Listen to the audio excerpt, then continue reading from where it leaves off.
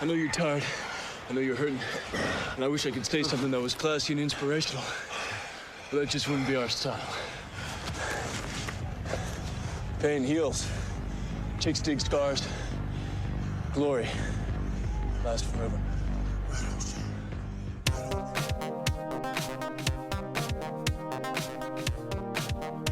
Oh, Drew, can you feel it? It's back. Oh, it's back.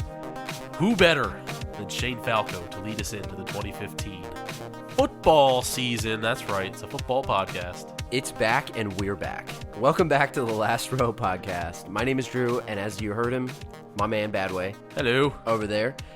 We want to welcome all new listeners. For those that don't know, this is the podcast where we watch movies that might not have been loved by the critics, find their silver linings, and fill in the blanks that the movie writers might have left out.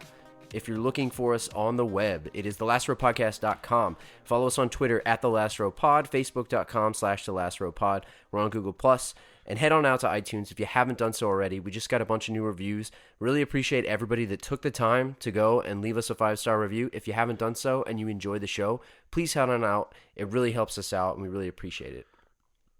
So to ring in the new year, this is the new year, right? I mean, forget January 1st. Yeah, I mean, the new this year is the coincides only year. with football season. We're going The Replacements. Year 2000. Rotten Tomatoes, 40%. IMDb, 6.5%. Tremendously underrated movie. Directed by Howard Deutsch. Ditch? Howard Ditch. There's no S in there. Like, how do you pronounce that? Is it Deutsch? It's got to be Deutsch. Deutsch? I did some quick IMDbing on this guy's career, and about 2 or 3 movies after The Replacements, it took a downward spiral. He's directing CSI one-off episodes. It's not going well for Deutsch. I feel bad for him, man. Did an okay job here. I feel like the movie was better than what it came out to be. Yeah. In spite of him, it did well. It's like if a football team has a bad coach but Yes, great players. they win anyway. They still win That's exactly, despite the coach. That's exactly it. All right, so picture this, Drew. It's late in the season. The playoffs are fast approaching, and the Washington Sentinels have just gone on strike. Scrambling for a solution, the Sentinels owner, Edward O'Neill, not to be confused with Al Bundy. The character's name is Edward O'Neill. Ed O'Neill. Give the guy a different name. We know who Al Bundy is, guys. Yeah. Hatches a plan to bring in legendary coach Jimmy McGinty to recruit a team of replacement players in exactly 1 week. For fans and owners alike, the strike is a disaster. But for Shane Falco and the mismatched crew of outsiders, riffraffs, ragtags, hootenannies, it is the second chance they've waited their whole lives. I like that for. you did like a little Irish accent when you said Shane Falco. Was that on purpose? I always hear it. Every time I see Falco, I think of the kicker saying his name. Shane Falco. Number one at our hearts, Shane Falco. Yeah. Edward O'Neill, a.k.a. that old guy from Problem Child. Yes. the sports shop owner from Jimmy Problem McGinty, Child. a.k.a. that old guy from Superman, also known as Gene Hackman, as we say. A lot of star power in this movie. But long story short, this movie, not a lot happens. They put the team together. They have 4 games left in the regular season. They win 3 out of 4 games. The team makes the playoffs. That's not what we're going to talk about. That's about as much of the plot as we're going to finish right now. Just, from the start, spoiler alert, they win their games, they get into the playoffs, Shane Falco gets his moment in the sun. But what we're going to talk about is what happened before Shane Falco, what happened after for Shane Falco and his ragtag group of misfits and ruffians. And his lovely lady interest. Yes, and his lovely lady Potentially. interest and Coach Gene Hackman. All right. One thing that I noticed about this movie, like right off the bat, was that it's supposed to be based on like a true story, right? Yeah, Now, sure. I was how old was I in 1987? I was like 2? 3 years old. 3? So, I don't remember this, and Yeah. I've been a football fan since the early 90s when I was a kid, but I wasn't alive like in my mind for the strike. You weren't a real person. You were a 2-year-old infant. But this is based on that, See, right? right now I'm older than you, so I was there. I was You there were for there. the strike. Yeah. So I'm about 6 months older than you. So I know saw I it. know what happened. all You right? saw it, man. So, but at the football historian that I am, it happened in 1987, and lo and behold, the Washington Redskins were the team that they benefited. They won like the 3 or 4 games the replacement players played, and it helped boost them into the playoffs, and they eventually won the Super Bowl. Cheaters. Yeah, man. What is do. that? That should be called like Strikegate. Every time Strike you got to gate. add a gate to Yeah. everything. It's like a colon. You got to have a gate. That wasn't hot yet back then. Deflate gate. Yeah. Strike gate. Oh yeah. So they do, as Terry Silver would say. Well, one of They the do. things that's interesting about it is, the actual strike. And I don't want to spend too much time on this, but like the idea of the strike. And again, I wasn't there. I know you were there back in '87, and Yes. I know you were kind of like you were on the picket line. Yep. But I read a little bit on Wikipedia, right? Because if it's on Wikipedia, it's true. Yeah, that's News Source 101. But Wikipedia and the way that it wound up describing the events was that, you had this picket line, and then you got the scab replacement players, which scab is just such a great word. Yeah. For So a derogatory. multitude of reasons. So derogatory. It really is. Like, I feel like I'd rather be called a scumbag than a scab, or something to be picked. yeah, or a bleep than a scab, But one of the things that I thought was very interesting was talking about crossing the line. Yeah, and cross like the picket line. Later in the movie, you get Martell. Well, I keep wanting to call him Rick Martell. We'll get into that. Rick the Model Martell. Rick the Model Yeah. Martell. You get him crossing the line, and it's like, if you're in a union, can you cross the line? Now, I'm not a union expert. Yeah. As I won't claim to be. Right. But can you cross the line, and like, are you in deep shit? Like, Well, yeah. Apparently you can, but I guess it's frowned upon. I guess it depends on which union you're a part of. well, because we saw it was Joe Montana, not to be confused with Joe Montana. Montana, yeah. Steve Largent. Yeah. There was a couple other guys, Yeah. that were crossing the line back in 87. Yeah. How They does crossed that the picket work? line. Like, were they in deep shit with the union? Well, what I gather from that is Joe Montana is such like he's a win at all costs kind of guy, I guess it seems, and he must be a sore loser. So he couldn't help but sit on the sidelines and watch the replacement quarterback fumble. And they didn't have a Shane Falco on the 49ers. He was so mad. Yeah. So yeah, I what I'm assuming is that it's done, and in the movie they do that. Like I think one of the teams they played, I think it was Detroit or something. Yeah. They had their quote unquote star linebacker, Pro Bowl linebacker back for it was like the second game. Yeah. So players were crossing the line, and then in the final game where they played against the rival Dallas for the right to go to the playoffs, the whole team was back for Dallas, but just Martell was back for Washington to replace Falco, which I feel like he did out of spite, not that he wanted to cross. He did. Yeah. So I guess it obviously it was done in '87, and it can be done, but I think it's union to union. I think in other professions, you're dead to them if you do it. Pretty much. We'll just have to call up Troy Vincent and ask him what's up. Yeah. And one last point before we move on, because I don't want to spend too much time on the actual strike itself. It doesn't really matter. Like, how the hell would they put a game plan together in like less than a day? Right. Like, they basically had to gather a team. He had to hire a coach first. Yes. Old man from Problem Child had to hire the coach. Yes. He also looks like Gene Hackman like 30 years later when they were sitting in the golf cart together and they were driving down the street.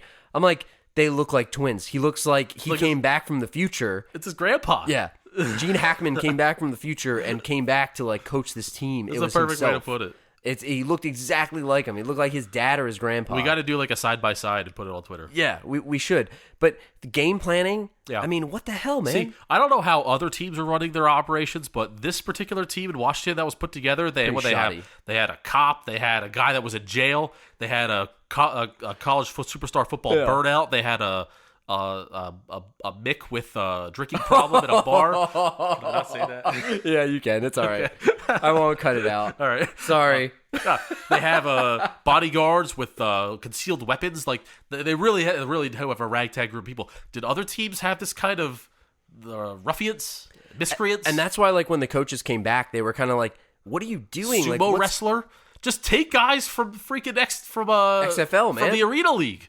Vince McMahon's got Yeah, something going right. on. I mean, this was the year 2000. Yeah, there's minor league football players all right. Why do you got to pull a guy from sumo wrestling? Just get a normal guy. But it worked. Hey, who am I to say? It worked. They won. That's a good segue, though, to get into some of these characters. And we're going to give you the football biography / a football life of these characters. Like, if you turn it on NFL Network, at like 11 p.m., there's nothing else on. You get a football life. Shane Falco. You get the classy music. Da, da, da, Yeah. da, da, da. And I don't know, due to copyright, I'm not allowed to put that in, but I would love to right now. Fun, quick segue. Yeah. The story of the '87 strike, that episode on NFL Network of Football Life, the '87 strike, narrated by who? Gene Hackman. Is it really Gene Yep. Hackman? Yeah, he did. Oh my god! I found that little tidbit, so that's pretty nice. Bring it full circle. If Gene Hackman was a villain in Mega Man, like what would what would his power be? Razor blade mustaches. Hackman. He would just Razor blade mustaches. It's like, oh damn, I gotta go up against Hackman. No, in the movie, he's always wearing that cap that Tom Landry. Yeah, the wore. Tom Landry like, hat. He'd be toss those. Like he'd be tossing those. He also wore the suit. Yeah. You know, like no one else wore the suit. You had fake Andy Reid of Dallas, which is like really hilarious, wearing like just sweatpants and being a fat guy. He was classing it up. I think the last guy to do that was, I forget his name. Was it Chuck Noll or Nolan. something? No, it was Mike Nolan. Mike Nolan. From Mike 49ers. From the 49ers, yeah. People were giving him shit about it. Class it up, man. I dig it. So let's get into these characters. So what are we gonna do with the football life? Basically, we're gonna talk about a player, and we're going to describe their past in our mind, yes, and their future after the movie. Well, I have their bios from Wikipedia, All and right. I'll quickly read the ones that I feel are relevant. Okay, so we're gonna go player by player. Yeah, here. and what I also thought would be pretty fun that we could do is we could give a current or former actual NFL player that could be their style, or like who they are in real life. Like if Shane Falco was a real quarterback, who is he? Who is the Shane Falco of the actual NFL? Let's get into it. All right, so this is the biography for Shane Falco, and again, it's full of spoilers. We're not going to talk about the the plot here. That's not the point of this episode, as Badway said earlier. But Shane Falco, former quarterback whose career was a constant struggle after he choked during the '96 Sugar Bowl at Ohio State. Also, Johnny Utah was Ohio State quarterback too. Quarterback you. Falco was given the name Footsteps for his failure to complete passes and his tendency to dump the ball quickly to avoid the hit from the defense that his weak offensive line could not stop. Is that his fault? That's not fair, first of all, because he took a lot of hits. He did not play that way for the Washington Sentinels. He got crushed. Yeah. He now lives on a boat and earns his living scraping barnacles and debris off of the boats tied to the marina, but is given a second chance when recruited by the Washington Sentinels to play quarterback during an official players' strike. Yeah, he's living on a boat. It's not T-Pain, all right? He's not living the life. Let me ask you, who in your mind is the current or former Shane Falco from the NFL? Well, first of all, play style has to factor into it. I see him as a total Tony Romo. Yeah. His game, he's a scrambler. You know, he improvises. He'll juke a defender left, right, in the backfield, run for a little bit too long, and then underhand shovel a pass. You know what I mean? Throw a pick. He's not afraid to throw to double coverage. Yeah. Quadruple coverage. He's not afraid to fumble after taking an unnecessary hit. You know, total Tony Romo. That is the successes, because Tony Romo's successful too. So he's that style. He's a gunslinger. The other Romo-esque move, I hate to say Romo-esque, right? I love how NFL announcers describe Romo as Romo-esque. He's Romo-esque. It's like you can't describe a player by himself. He plays exactly like himself. It's like, oh, he's so Romo-esque. It's like, no, he is Romo. He is Romo. You know what I mean? Yeah. So I just wanted to say, like, we were talking about this when we were doing the notes for the show. The one move that Romo always does, he rolls out opposite side and then throws across his body every single time. And he just kept... So Falco's is left-handed, which is interesting because I didn't know that. Is Keanu Reeves actually left-handed, or is it just like a thing? It has to be, because it looked too natural of a motion. I feel like otherwise it would be looking why like would they you and just me? do that? Yeah. Why would they make him throw with his offhand? That's pretty mean. Like, so funny story. We did a fantasy football combine for our fantasy football draft last year, and we had a contest to determine the number one pick of the draft. So we had things like, long toss, throwing through hula hoops, accuracy contest, pass, punt, and kicking. And one of the moves was to throw left-handed. Yeah, left-handed long toss. And we looked so... I'm sure that everyone that was... We were doing this in the street at our house, and I'm sure that everyone that was there was like, what are they doing? They probably thought we never knew how to play football in our life. Like a bunch of... Because we're throwing lefties. Dorks.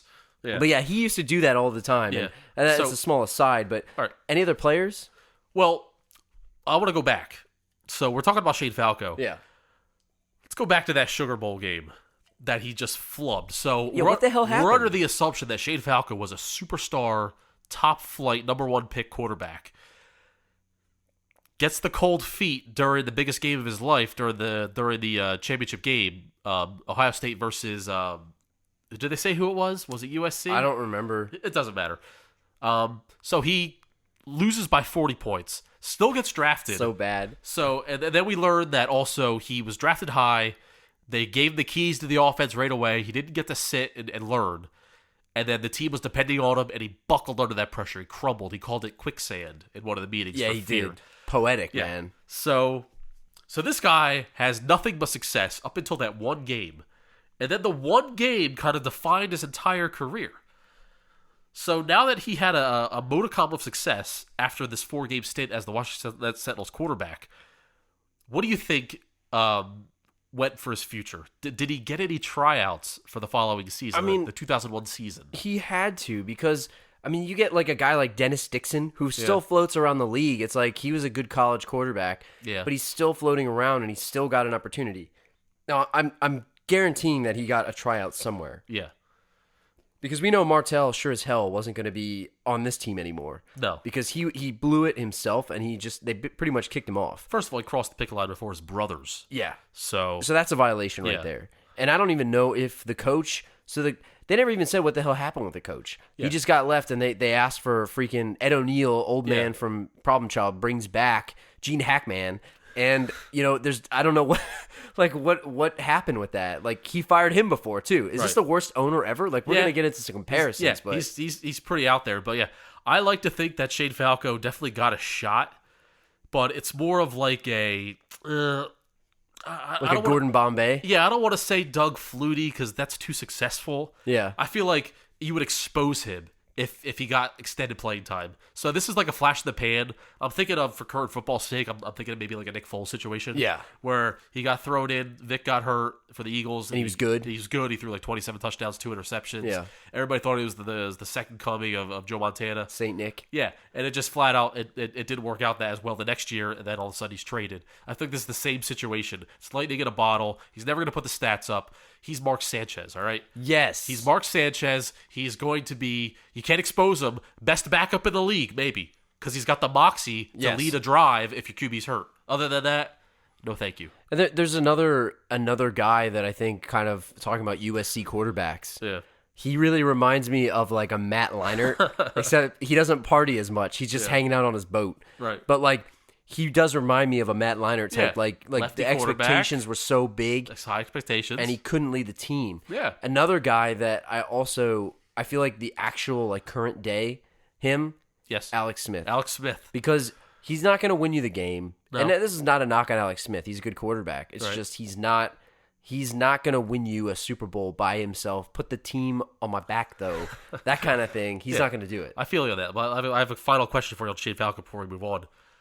If I were to define for you a framed Shane Falco Sentinels jersey, autographed by Keanu Reeves, but it says Shane Falco, like Keanu Reeves autographed Shane Falco's name on the jersey in the 1/6, how much would you pay for that? Oh my God. What is that worth to you? Dude, I would... On the Golden Closet. Listen, if that was on thegoldencloset.com, I would pay at least $100 for that. $100. I would hang it right there on the wall. Because it's a good prop. It's Keanu Reeves. If Keanu Reeves actually signed No, but I need proof. Yeah. I need thegoldencloset.com to show me like a picture of him signing that. Right. Or like some type of authentication. The certificate of authenticity. Yes. Which could also be as faked. they would always have on QVC when you're buying baseball cards with autographs. Yes. On Home Shopping Network. Or you go to like the card show at the mall. Yeah. And it's like the guy with all the cards. Yeah. And like, how do you know that wasn't forged Yeah, you too? get forged a certificate of authenticity. I mean, there's no way to know. We could start printing our own money here. So, but I would pay at least $100 for that. $100 Listen, for the Shane my Falco birthday's jersey. coming up in November. Yep. I'm not going to ask you to get it for me. I know what to get you. But, if you could find a Shane Falco signed jersey by Keanu Reeves. Somebody has to have one. We'll have to look on eBay. Yeah. If anyone sees it out there, just write into us, please. I forgot to tweet look us. it up before this, but it'll be a fun. I got to remember to look. So moving on to the next guy. One of my favorite players in this whole movie, Nigel Gruff. Played by Reese Evans. Gotta love the name Reese. So Nigel Gruff is a Welsh footballer and pub owner, nicknamed The Leg, because he can kick a football. Can you think of anyone else called The Leg? He can kick a football the entire length of the playing field. He also has a tendency to smoke on the field and has a crippling gambling addiction. Super great. He was one of my favorite players in the movie, and I just thought he was hilarious. Also, the guy from 5 Year Engagement that cheats on not Seth Rogen, what's his name's wife. He steals her as the professor. Jason Segel. Exactly. Right. So just the shot of him taking a drag before taking a kick. It's a very good little icing on top to his character. I always loved it. So who's his comparison? Who's his NFL comparison? Oh my God! So there's two that come to mind very, very quickly. The first one is Sebastian Seabass Janikowski. Still in the league. The Leg. He's got a gut. He probably smokes on the field. Oh, You just don't see it. He's probably drunk. You know, I mean, he was But he like, can handle his booze. Well, he was like a top round pick too by His first round pick, Oakland. old man Al Davis. Al Davis, Al Davis took R.I.P. And the next guy that also I think we could say is Mike Vanderjack, also known as Mike Vandersex. Mike Vandersex is known in these parts. No one will get that unless you're in this room with us. But a long time ago, we watched Euro Trip and just Club Vandersex. We just started calling Mike Vanderjack Vandersex. Because it just kind the of same stuck. time the movie Euro Trip was out was the same time Vanderjack was hot in the league. So Vandersex. He's Vandersex does. Club Vandersex. And also Jeff Reed. Steelers kicker Jeff Reed from the early 2000s. Yeah. Who also pretty much is an alcoholic and got drunk while kicking. Recently, too. He got kicked out of a game as a spectator. Yeah. He can't let it go. So, any pro potential for Nigel in the future here? Oh, dude, with a leg like that, he's definitely going to get a tryout. They bring kickers in all the time. Just a competition for a camp. There's 10 teams every year that have a bad kicker. So, I'm sure that he would at least be a camp leg. No doubt about it. Now, would he take it? Would he piss the opportunity away? He's got that bar. We know he's under heat for some gambling. He's going to get in trouble gambling on pro games. So, that story could easily come out, and then his career could be kaput. So I'm going to say no to his pro potential. So who do we got? Who do we got next? We got Danny Bateman, also known as John Favreau. It's like nobody knew this guy's name the entire time. I had no idea. I was just Favreau. It's like they didn't mention this guy by name, but tell us about John Favreau's character. John Favreau, a reserved, almost reticent man during normal interaction with people, but when placed in an adversarial situation, goes completely berserk, which is an understatement, particularly if he sees the color red. Linebacker and defensive captain, he was a walk-on player at Michigan State and later a Gulf War veteran. Current member of the Washington, D.C. SWAT team. See, this is the type of teammate that you would hate to have because he kicks your ass for doing good things. Yeah. Especially the kicker. So yes, he does. He would just punch Nigel in the face for making a kick. It's just he gets too fired up. He's too loud. He's too in your face. You just want the guy to shut up. But it's like he's the toughest guy on the team, so you can't really tell him to shut up. Is he what you would call a loose cannon? He is a loose cannon, and I think his bio is a little generic there. I want to, if I could bash the writer of the article there. But I see him as a modern day Brian Cushing. Yes. Just because he seems like a meathead, a beefhead, even though in the scenes that he actually is not on the football field, he is very calm and very reserved. It's true. But do you see any pro potential here? Or is he just no? I think he loves kicking ass too much. He brawls too much. He gets too many personal fouls. Yeah, he's going to be the guy that costs your team. He's like, I hate to make a football analogy or hockey analogy for football, but he's like the enforcer for hockey. The guy that's like at the worst possible time is going to get you a fighting major, right? And you're screwed. And not to get all X and O's on you here, but when he finally played Dallas with the real Dallas players in the final game, there was especially a scene where they were at the goal line and they were jumping over the top, and he totally got blasted and flat-backed. He did. So when playing against real competition, he just can't cut it. Like, he's just a step below, maybe a special teams player. He's got heart. Possibly. Yeah, maybe he could be a special teams gunner. Yeah, he could be That's a gunner. probably what he could do. That's about it, though. But does he? I don't even know if you even know if he has that. Excuse me, I can't even talk today. What the hell's going on here? I don't even know if he has that. Who do we got next?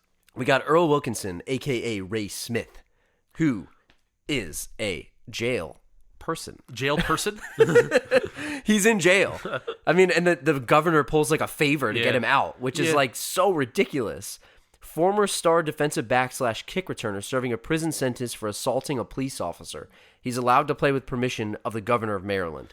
Bullshit. A, he'd never get out of that. And B, how do you serve jail time? It's like you can do anything in the NFL and not get jail time. They didn't have Roger Goodell back then. So there's not much to this character, I feel. A couple funny scenes, but he didn't really speak much.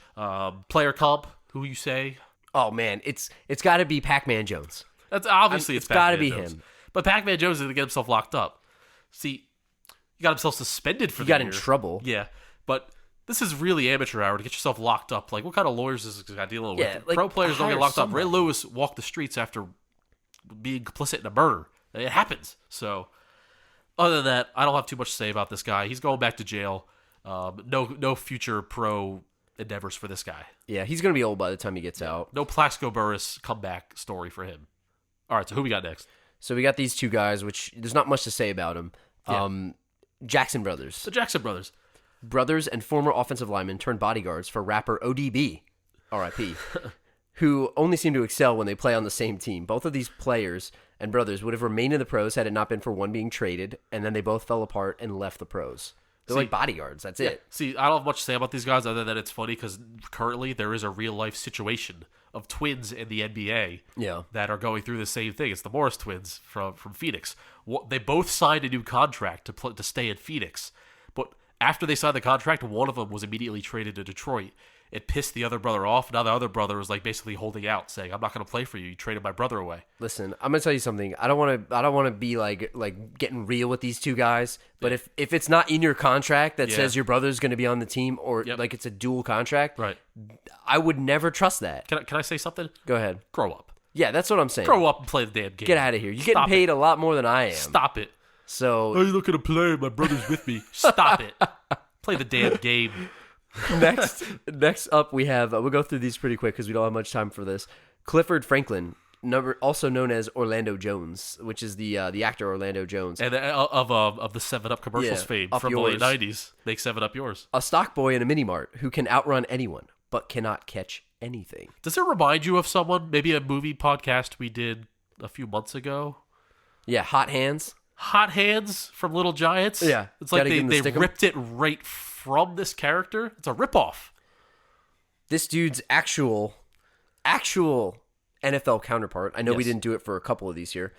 Bernard Berrien. I know I'm going deep in there. Deep pool, but it's totally accurate. If you know who Bernard Berrien is, if you play fantasy football, or if you're a Vikings fan, you know exactly what we're talking about. I had him on my fantasy team way too many times. Fastest man in the league. Stone hands. Yeah. Same thing. He's going to catch an 80-yard touchdown, or he's getting you 0. That is Clifford Franklin. Yeah. Anyone else that you could I don't know. I'm still torn up about this whole, like, they gave him Stickum, just like Hot Hands, you know? And they might as well throw him a roll of toilet paper. Same thing. Might as well. Might as well have. He also reminded me of Freddie Mitchell. I know that's another deep thing. Because it's the talking. Because he talks a big game. Yeah. Yeah. No, I know we talk about the Eagles a lot, but that's our favorite team. So if you haven't figured that out by now. The thing about Clifford is he was a glue guy. Yeah. That's his one positive. Yeah. Is that he's the jokester. He's kind of a jerk, but a good-natured jerk, and he brings the team together. Keeping the locker room happy. Yes. The last one here else? is the tight end, Brian Murphy, also known as David Denman, the actor. Also... Yes. Pam Beasley's boyfriend in The Office. That's how I know him. That's how I know him. I didn't even notice that. And he was a jerk, man. Yeah, I didn't even notice that. I'm so glad it's like the opposite because he's deaf in this movie.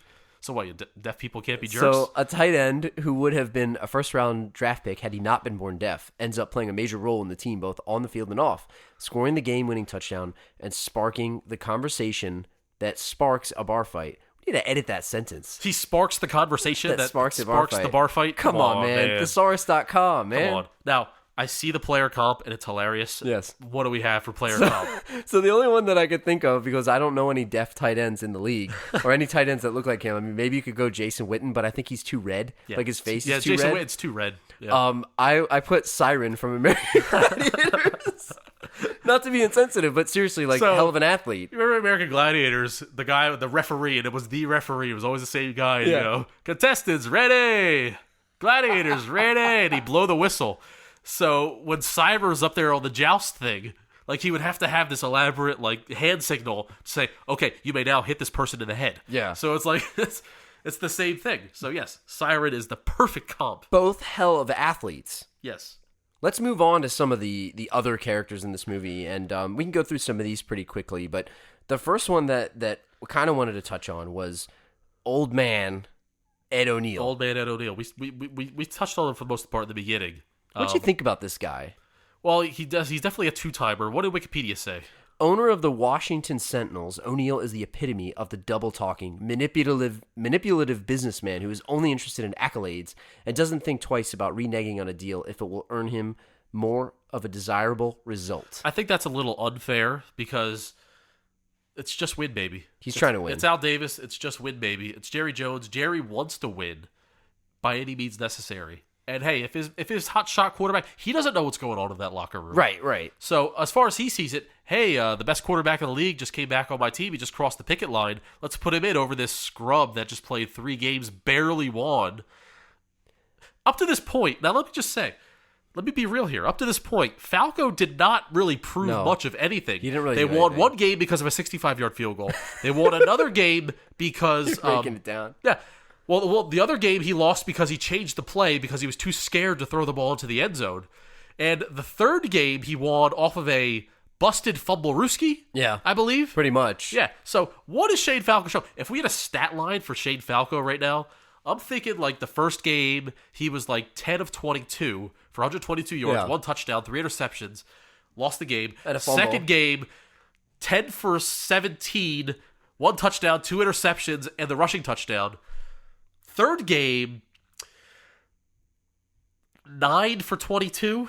Yeah. 97 yards, no touchdowns, 2 interceptions, field goal. Good. Like I know that like when you throw for like 101, that's still pretty terrible. But how bad does 97 sound versus like 101? I will correct myself. He scored 1 touchdown. He did throw the stick bomb to Clifford Franklin.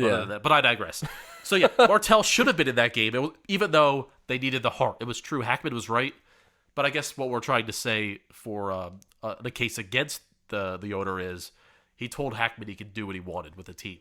So you kind of said, who he already reminds you of, like the owners. So you're thinking like Jerry Jones. Jerry, Al Davis Al type. Davis. Old school, like a very stereotypical old school owner who really cares and will try to win by any means necessary. He's just got a lot of money. He's trying to throw it at you. Yeah. And he's whatnot. playing real-life fantasy football. And I said this earlier, but he reminds me of Gene Hackman in 30 years. He just looks like his grandfather or something. Gene Hackman's grandpa, man. I'll tell you, man. There's the picture of them sitting in the golf cart together driving. I'm like, what is this? They look exactly the same. They have the mustache. We got to pull that screenshot. Yeah, we got to put it on the website. All right, moving on. The Jimmy McGinty, former head coach of the Washington Sentinels, once fired from his coaching job by O'Neill, he's asked back to coach the replacement players. Seeing this as an opportunity to put together his personal fantasy football team, McGinty offers his recruits a chance at glory and truly believes in his players. I don't know about that. Fantasy football team with a bunch of like guys off the street? Well, yeah, because he knew what he was looking for. He saw heart in all of these guys. But if we're looking for a real-life comparison, I'm going currently Chip Kelly, because as we see for football fans, that Chip Kelly is getting rid of all of his good players, all the players that are making a lot of money, all the hot shots. Dude, he just doesn't like black Getting rid people. of We know that. Apparently. Getting rid of loudmouths, LaShawn Jackson and LaShawn McCoy. It's like, this is the same thing. We learned in this movie that it is in the late 80s. He was previously fired by the same owner because he got into a rift with his $8 million quarterback. And now again here, as soon as his high-priced quarterback comes back over the picket line, immediately clashes with him, rightly or wrongly, probably rightly. But this guy can't handle the hot shot player. He needs guys to get in line, just like Chip Kelly. He's out of touch. Yeah. Anybody else? Someone say out of touch. Joe Gibbs. Joe from Gibbs, same way. Back in the early 2000s. Was it early 2000s when he got rehired as the Redskins coach? He's used to smash mouth football. Guys getting dirty, playing two ways. Not anymore, baby. He just didn't know how to adapt. Not anymore. So we don't need to talk about him too much. We can compare him to some other coaches as we go. But the last guy that I wanted to talk to you about was Eddie Martell, played by Brett Cullen. Rick the Model Martell, you mean? Yeah, Rick the Model. Eddie, Brick Martell. Not the face. Don't hit him in the face. Regular first-string quarterback. That's a really interesting way to put it in Wikipedia. For the Washington Sentinels. 2-time Super Bowl winner and primary antagonist of this drama. I feel like the person who wrote this wiki has no idea what football is. I don't really think that doing. He's really like, he's not the primary antagonist. Like, I guess he is, but he isn't. He is kind of, because you need a face for the strike, basically. Yeah, and he's the guy. You need someone to rub it in Falco's face that he's never was. Listen, any guy with a soul patch can be a villain. Yeah, he had a soul patch. Yeah, there's two people with soul patches these days. It's Eddie Martell and Chase Utley. That's it. Flipping cars. Who's his like real life equivalent? Because I think this could be an interesting one. I immediately, when I was watching the movie, I said that's freaking Tom Brady. Yeah, because he's a crybaby. Yeah, he'll yell at his coaches and his teammates. Yeah. Whether it's his fault or not, you're running the wrong route. You're not blocking right. You're not on the same page. You're not calling the right play. He'll slide early. Yeah, he will. He won't. He'll avoid the hit. Has rules the NFL has placed to protect him and him alone, which may or may not be his fault. He won 2 Super Bowls already. Yeah, right. No, exactly. I think that's a perfect equivalent, and he's a pretty boy. I could see Tom Brady walking into bars, starting fights, and then backing away. Kind of like the Deshaun Jackson thing a few years ago. And besides his on-the-field antics, Tom Brady has been relatively squeaky clean until this offseason with the whole deflated ball situation. So that kind of gives him that evil edge that just lends to this character even more. If we were doing this podcast last year, I may not have said Tom Brady. Yeah. But now it all comes full circle. It's all making sense now. Yeah, I could see this guy deflating some balls too. Yeah. So for Eddie Martell, what happened to him post replacements movie? Oh, I feel season like 2001. I feel like he got cut by the Sentinels because he had such a bad performance in that game that he had a bad performance. He wasn't worth the money. He was going to ask for a raise because he thought that, he was so great. Falco wasn't good. Right. He winds up losing, getting cut, floats around from team to team, and retires in shame. Well, he was replaced by a scrub never was. So how does that look? A boat captain. That doesn't really help your bargaining power, does it? Right. And he lost all his friends because, he sold them out when he crossed the picket line. Yeah. I'll tell you exactly what happened. Off season, it was too much of a headache. They cut him. Picked up by the Cleveland Browns. Never heard from again.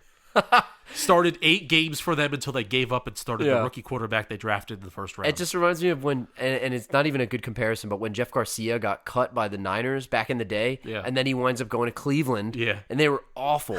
And then he winds up going to Detroit, and they were awful. Yep. And then he goes to like a whole bunch of other teams, and he winds up on the Eagles or whatever, and he was all right. But he just bounced around from terrible team to terrible team. He's a locker room cancer. Listen, there's no room for that. Once your talent starts to diminish and your price tag gets too much, teams can do without you. He reminds me of like a guy like Jeff George or Johnny Manziel, but like Jeff George wasn't good, but he's got the attitude of Jeff George, or even Ryan Leaf is another one. Ryan Leaf, it's like, oh, who do we draft first, Ryan Leaf or Peyton Manning? Yeah. Oh man, that's a tough choice there. At the time, it was right. But who knew that Ryan Leaf was? I mean, people knew he had character issues, but he was a crazy man. Right. Turned out to be more Johnny Manziel than people realized. Now, before we move on, let's backtrack because we missed one.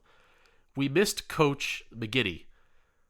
What happened to McGinty post replacements? I wanted to throw that at you. What do you think happened to his career? I feel like he quit. I feel like he just quit. Right into the sunset? He walked out, because he doesn't like the owner because the owner tried to screw him. And he won that game, and I feel like he just walked out of there. So he didn't coach in the playoffs when all the players came back, I'm assuming. No, I don't think so. And why were the coaches involved with the strike? I have no idea. Why did they get rid of the coach? Now, this is your questions that probably can't be answered. One more question for you. I'm just going to start with peppering questions at you. I'm all right. That's good. So, Martell, first round of the playoffs, after they get in, beating Dallas, not showed on the movie. What do you say? How far did they advance? I feel like his own line let him get sacked all day. I feel like they lost the first round. But he didn't screw over his line. He crossed the line, though. He crossed the picket line. That's right. He crossed the line. That's right. You're right. That's what I'm saying. You're right. I feel like they definitely were pissed at him because he's like a big player, too. So if he crosses the line, they lose bargaining power because he's not for the strike anymore. How come Joe Montana wasn't trashed for doing this in 1987? That's a very good question. I did not know this until we researched it this morning. Yeah, Joe Montana crossed the line. Yes. So the same thing could have happened to Martell, which I fully believe could happen. You lose the locker room. Joe Montana was probably painted just like a Tom Brady. Yeah. They're Tom Brady's compared to Joe Montana a lot. It's the same way. This guy Martell, maybe to the public, he's a just-win kind of quarterback, and that's what they love about him. He just wins games. Maybe he gets away with it. Yeah. Now I'm starting to change my mind. Maybe he gets away with it.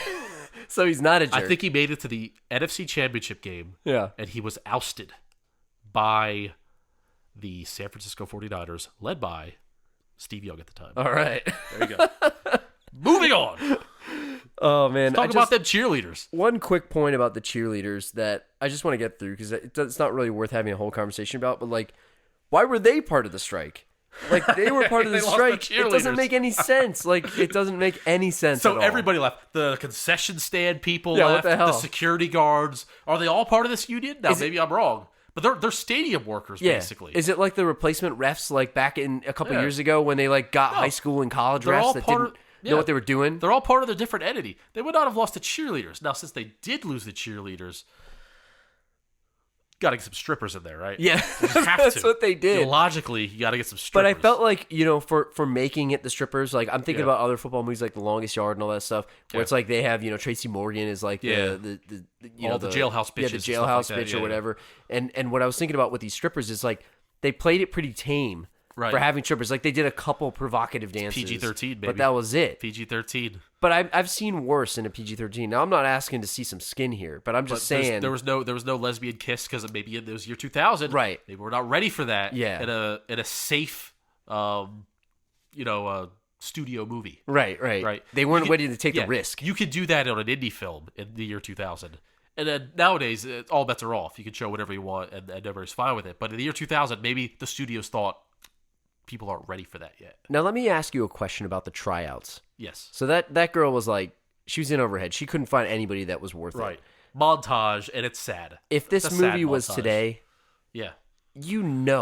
Melissa McCarthy would have been in that, bumbling all over, falling all over herself. If this movie was 2006, a young Melissa McCarthy would have been all over that. But she was in like Gilmore Girls when she was just like a straight-laced chef. Yeah. And I know this because I don't watch the show, but my wife does. Right. No one's going to believe me on That's that. fine. But I do not, but I've seen it. And I know what it is. Yeah, and it's like, I was like, who is that? Why is she like regular? Yeah, the whole tryout thing was just an embarrassment. It was completely unnecessary, and it was poorly done. And it was very odd when I semi-bashed the director of this movie at the top of our show here.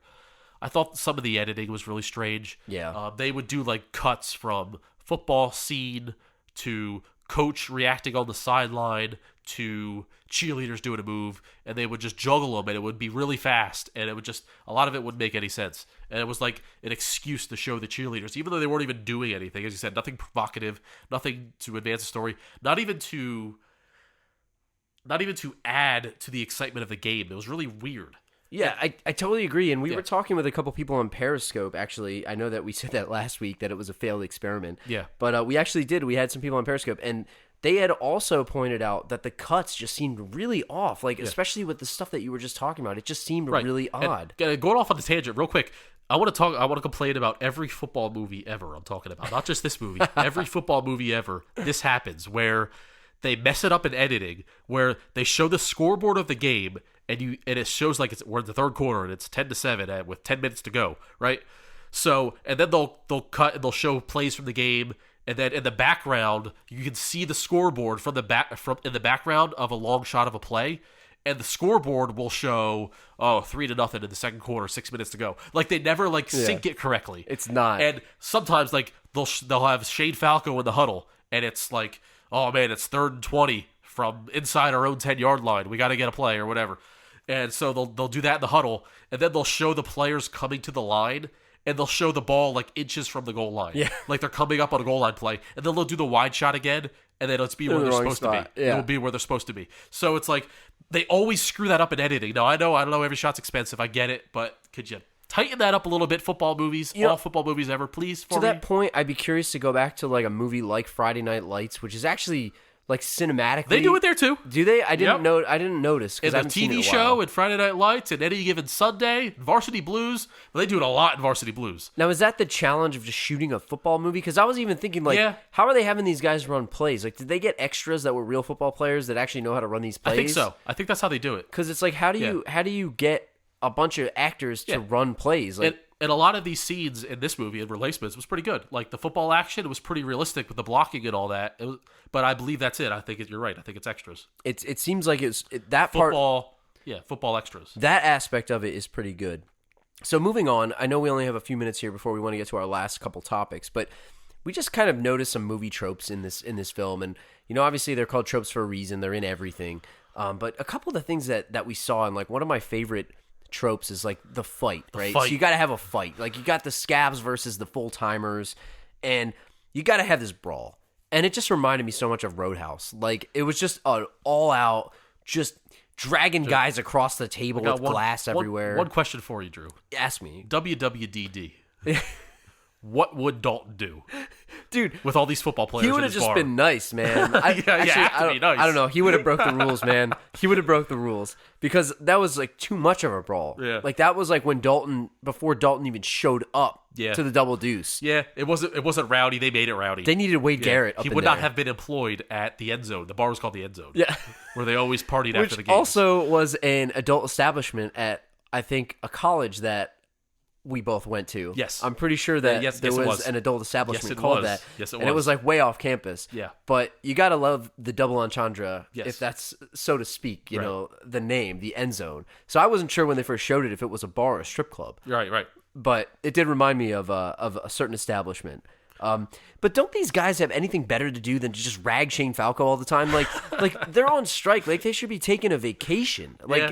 you got You this would guy think- showing up to the bar with his lackeys. You're on strike, so this is your opportunity to like just act like a complete dickhole all the time, anytime, anywhere. You have to rag on the scabs. It's like your duty. You have to do it. They're taking, not to take from South Park, but they took our gerbs. Yeah. They're taking their gerbs, all right? So they have to. And especially Martel. Martel is inherently a jerk. Like, that's his, like, it's his milieu. It's what he does. So you have to. You gotta flip his car over. You have to do it. Dude, if I went outside and flipped your car over right now, how mad would you be at me? I would quit the car. Listen, I don't think I wouldn't even call AAA. I'd be like, well, I can't drive that car anymore. It's just ruined. leave it there? Yeah, imagine leaving it in that spot. like, and then imagine like you got somebody to flip it back over for you, and then they come back and flip it over again. Oh my god. It's like, what did he say? It's like a little less tall now or something Yeah, because it's the a little roof less was tall, like yeah. the roof was like caved in. Yeah, and because they flipped it all the way over. he should. I would quit the car. He should have just cut the roof off, and drove it like no windshield, nothing. You know what I'm Just saying? take a saw like Yeah. freaking Any Given Sunday. Lawrence Taylor did it to LL Cool J's car on Any Given Sunday. he just But he- drive it. Yeah, but no, he put it like on the top, so it was like completely undrivable. He broke the chassis. It's over. Yeah.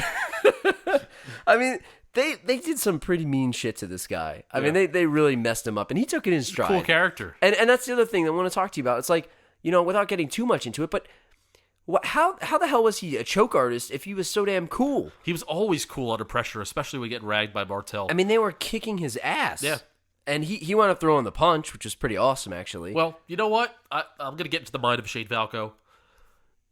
He's afraid of the expectations of Yeah. him. So when he's in the parking lot and people are calling him a scumbag, they're calling him a punk, they're calling him whatever it was, that's the expectation. So he can take that in stride because that's what's expected of him. Yeah. It's when he's on the football field and the bright lights are shining. That's when he gets scared because people are expecting him to do well and he does poorly. He crumbles. That's where he crumbles. Yes. So are there any other tropes in this movie that you want to talk about? Yeah, real quick, I just wanted to throw out the stupid jail scene where they start to bond and they dance in unison to. At first, I was afraid I was petrified. Yeah. What's that song I called? Will Survive. I Will Survive. Yeah, sorry. I will survive. I almost sang the whole verse. But yeah, so they bond and they start to dance. They start line dancing in unison with no music. Now we're hearing the music as listeners, as viewers, but they don't hear the. You know how hard it is to dance without music. You look like a fool. Now, let alone that they had the deaf guy dancing. So, Yeah, they really did. and he was in full. He was following along all the He way. had some moves, man. Yeah. But my favorite thing about that scene was after they were caught, after Gene Hackman bailed them out, and he basically told them, "Don't do that again." They still had the deaf guy in the background He was, dancing like, dancing? because he didn't know. He didn't know That's his back awesome. was turned, and Clifford Franklin had to stop him. Oh, man. I thought that was a good touch. It was a great touch. I'm never gonna get tired of calling Gene Hackman Gene Hackman. Gene Hackman. But yeah, that's a dumb scene, and I hate the bonding scene, so to speak. But that's all I got on that. Another subplot I wanted to talk about, which is one of my favorite subplots of the entire movie, was the kicker Nigel was in deep with some of the mobsters. They were going to take his bar, and they're going to have him fix the game by missing a kick at a very crucial time. Now, what I want to ask you is, kicker seems like a very odd position to have fix Yeah. a game, especially what we're talking about, a football game. What position would be the easiest to compromise and to fix the game? Well, see, kicker's tough, like you said, because with kicker, you don't know if they're going to get the opportunity Right. to... Like, if you need this game fixed, you don't know if they're going to get the opportunity to get the game-winning kick. Right. I'm going to go with, like, offensive lineman or, like, a corner. Because, like, with an offensive lineman, if you're, like... You are basically protecting the quarterback. So if you get out of position and you let, like, you know, J.J. Watt go sack somebody... Right.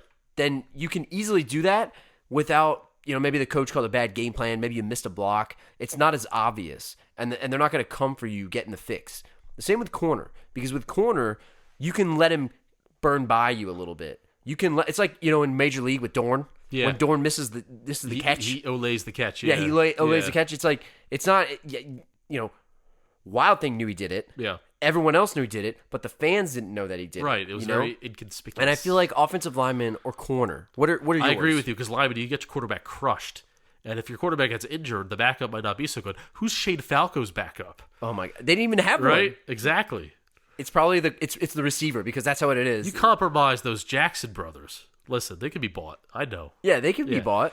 But QB is too obvious because quarterback overthrows a guy 5 times in a row. You're like, what's going on here? I know he might have a bad game, but I remember the movie Blue Chips. Yes, they compromised Tony, the point guard. Yes, because he was failing TV.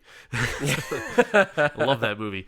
And they went back and watched the game film, and it was so obvious that he was throwing passes to the opposition, causing fast breaks, and so the QB would be the same thing. I agree with you. I go offensive line. No doubt about it. Left tackle, blind side tackle, so really the right tackle for Shane Falco. Yeah. Yeah. Like he would get crushed and game over. Or, like you said, actually, I might go corner. Corner might be easier because you could get big plays really quickly and not get benched. Yeah. You could miss a couple assignments, and it's like, oh, man, it's a rough day out there. And there's not as many backups. Right. And if you're playing against, like, Odell Beckham Jr., it's like, it's expected. You could pretend to slip one time. It happens all the time. Oh, it's you tripped unintentional contact. Got the wrong cleats on. Let me change my cleats. Yeah. Got to get them new spikes. Before we move on, I got beef with this whole subplot for one reason. So the bet is we got to have the kicker miss the kicks so the Washington loses the game, right? They're playing in this game the full roster Dallas team, right?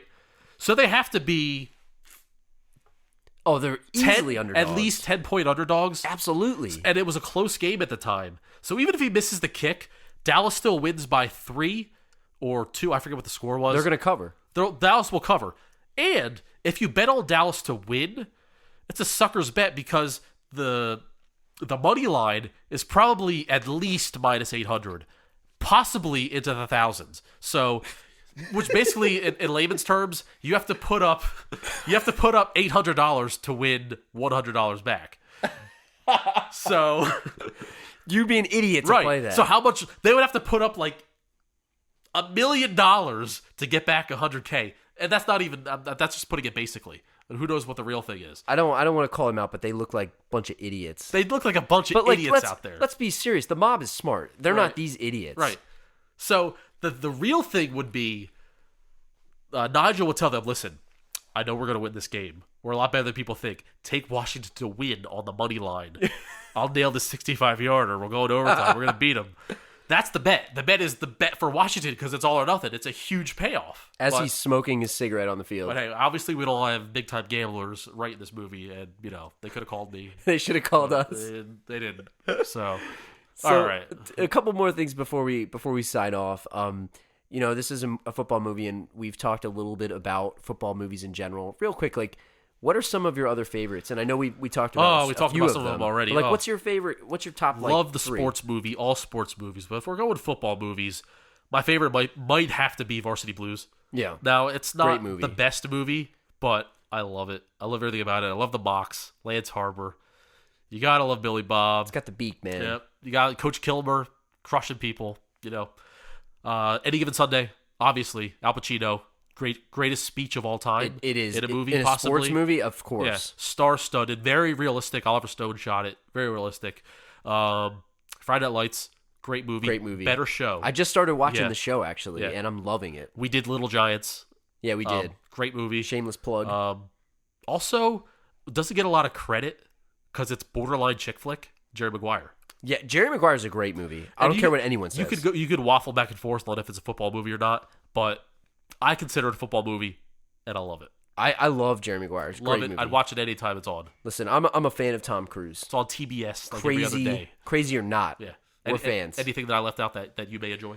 I really like Remember the Titans. Did you say that one? I did, but I wasn't a huge fan of it. Obviously, it's a really good movie, and it's a better movie than a lot of the movies I listed, but it's not rewatchable to me. Yeah, I love Friday Night Lights because I love the music. I'm a huge fan of Explosions in the Sky. I love the soundtrack. But yeah, that's pretty much. You pretty much nailed all the ones that I like. Yeah. So the last thing that I want to do before we sign off is I want to just do 2 things. I want to take Shane Falco and I want to compare him to some of these other quarterbacks from some of these movies. All right. And I want to do the same with Gene Hackman. And I want to take him and compare him to some of these other movies. So I'm going to give you a name and you tell me which person you think is better. and tell me why. Real quick, we'll fire off some Let's of do these. this. So the first one is your boy, Moxon.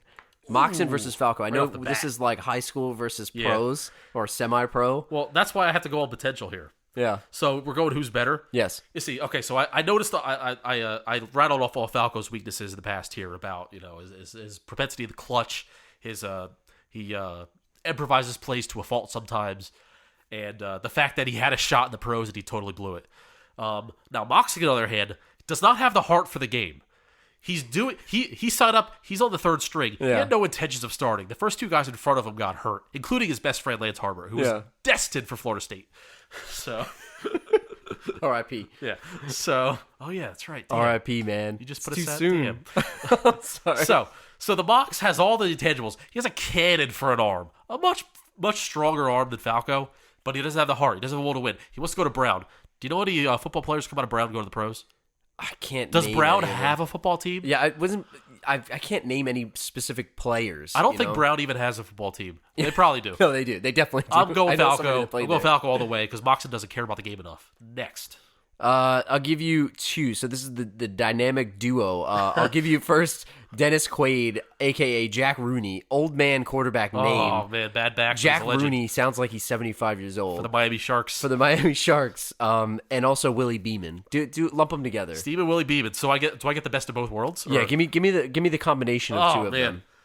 Gotta go Beeman, Rudy. Yeah. All day on this. You have first of all, Rudy's a legend. He's been there. He's done that. He's kind of like a Dan Marino, if you will. Yeah, he is. Yeah. So he kind of even looks like him when he has the pads on. He's got Sort the of big, like a John Elway he's got when he the was big, on. yeah, his big stacky pads when, Yeah. when he's in the game. There, he's got the chest protector. He's all. I don't even know how he moves his chest when he's throwing the ball. Field general, they love him. The locker room loves him. Willie Beeman, bit of a hothead, bit of a hot shot. Coach Hackman couldn't coach him, but Al Pacino certainly can.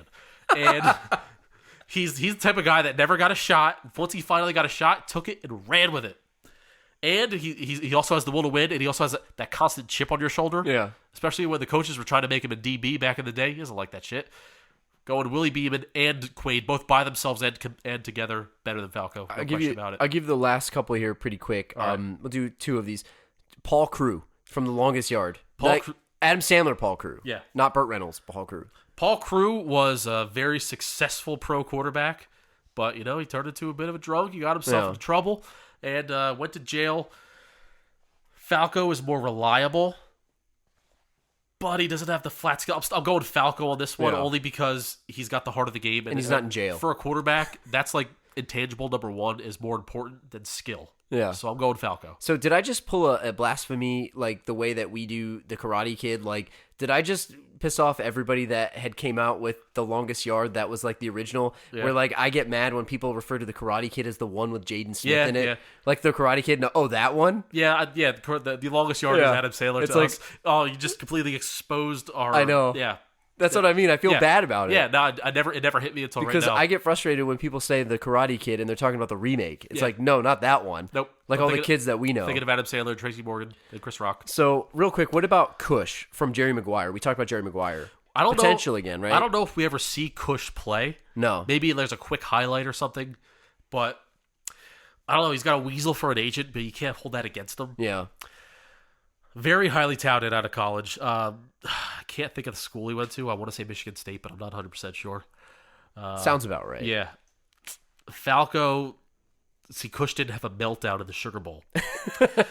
Meltdown. So for going all potential alone, he's got all the intangibles. He's got the height, got the weight, 6'3", 220 pounds, big, strong hands, cannon for an arm. Little bit of a locker room problem. He's kind of arrogant. Teammates don't like him. But that can be fixed. I mean, he can get brought down to earth. Yeah. It's not a Johnny Manziel situation.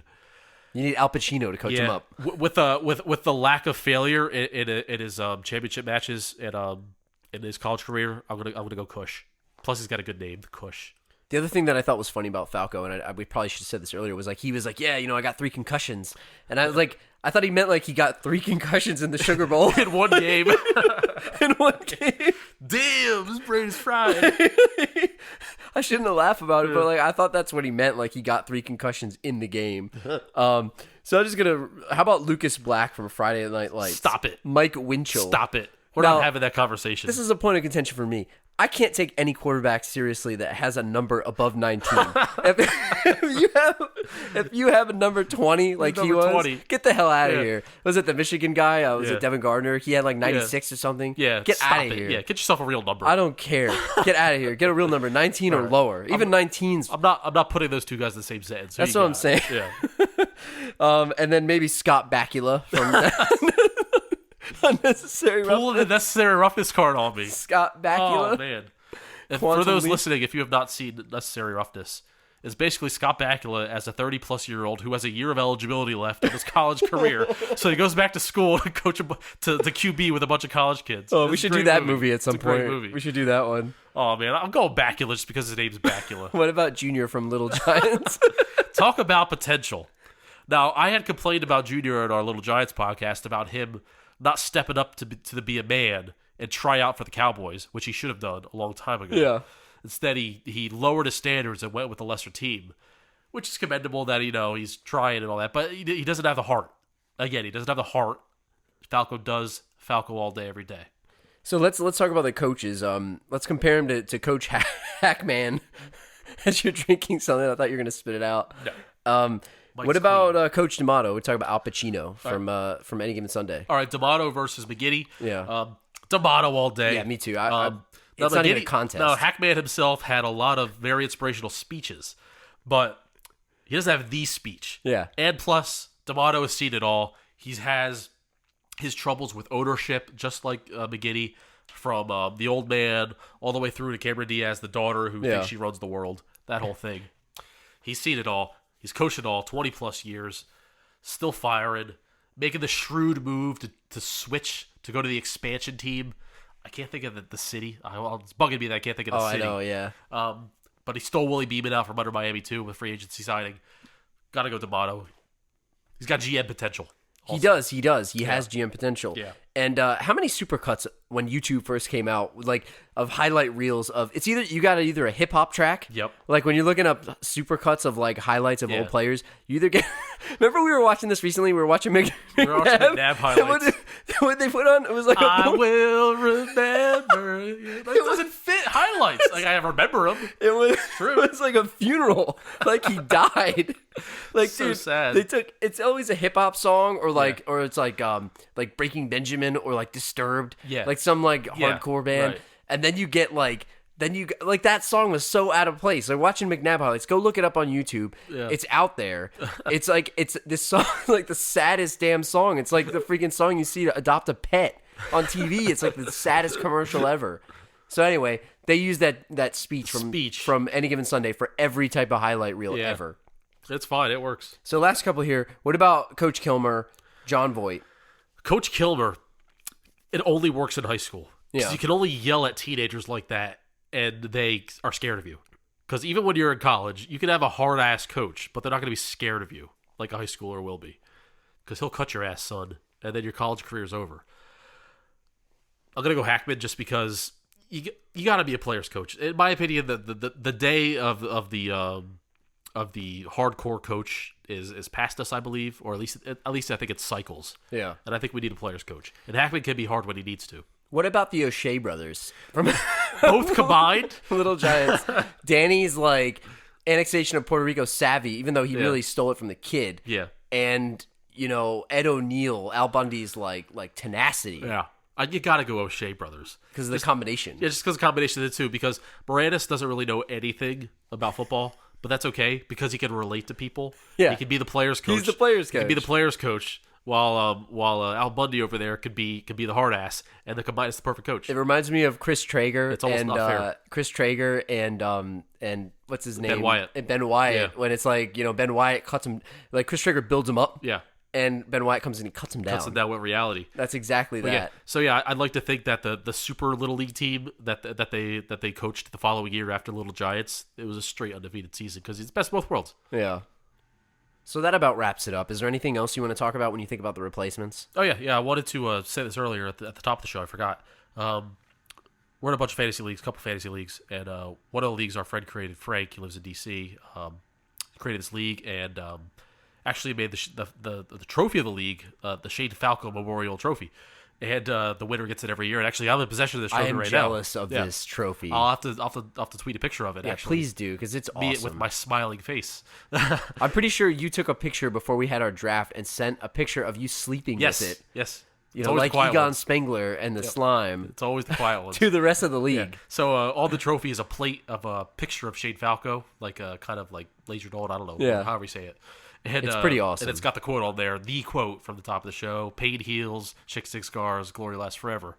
And it's one of my prized possessions, and I'm scared I'm going to lose it this year, so I'm trying to hold on tightly, and maybe I will sleep with it a little bit more. You got to repeat. Yeah, I'll have to put it under the covers, be an it. But that's about it. I think that about does it for us here. I had a fun time talking with you about this movie. Yeah, It's football season. Talking football, man. I'm glad that it's back. Next week we're thinking about doing Mortal Kombat. So if you want to watch Mortal Kombat with us, let us know. Tweet us at The Last Row Pod on Twitter. Hit our website up at thelastrowpodcast.com. Find us on Facebook. Write to us on Facebook. We're in desperate need of friends on Facebook. Hit us up, like our page. Will you be our friend? And if you can, please head out to iTunes. Please leave us a 5-star review. It really does help. I just want to personally thank every single person, all 30 of you, that did go out and leave us a review. It really does help.